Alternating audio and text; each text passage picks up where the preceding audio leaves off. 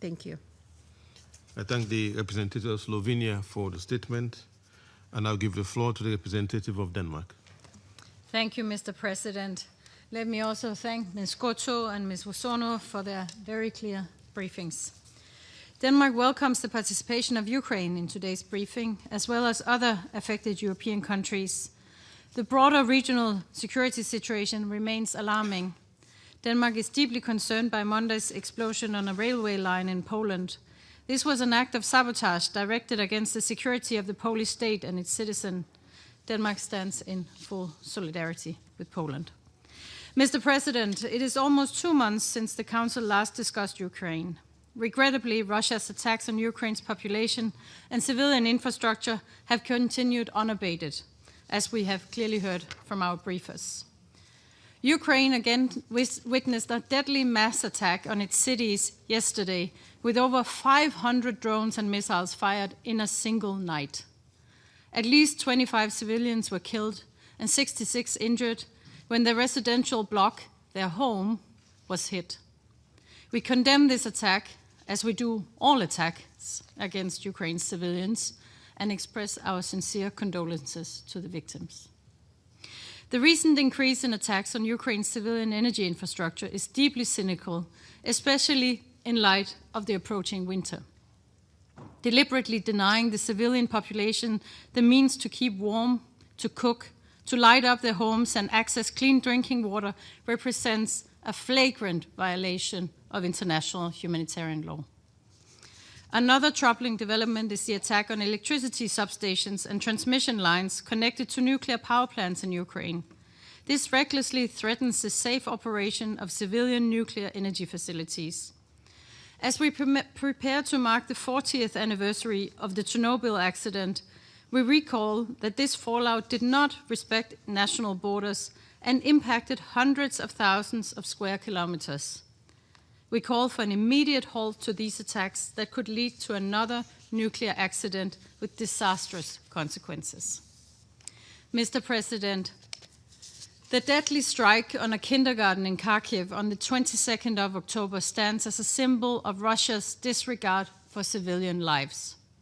1 person was killed, 9 were wounded, and it was only through the bravery of Ukraine's first responders that 48 young children trapped in the burning building were saved.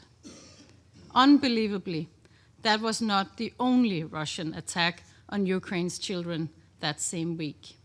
On the 29th of October, Russian artillery shelled the Kherson's Children's Hospital, injuring 9 civilians, including 4 children. Russia's illegal war of aggression is having a terrible impact on Ukraine's children, including the thousands forcibly transferred and deported by the Russian authorities.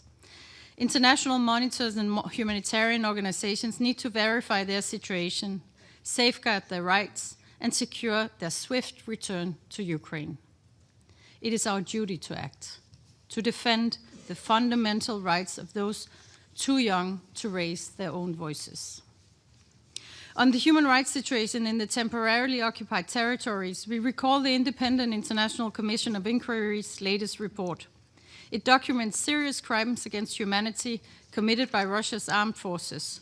These independent findings of the most severe violations of international law demand decisive action. Mr. President, months ago, Ukraine offered an unconditional and comprehensive ceasefire. This genuine offer still stands. Russia, on the contrary, has only offered empty promises while continuing to attack Ukraine's civilian population. We call on Russia to accept the offer of a ceasefire without delay. Denmark welcomes conversations about peace for Ukraine, peace talks that can lead to a comprehensive, just, and lasting peace.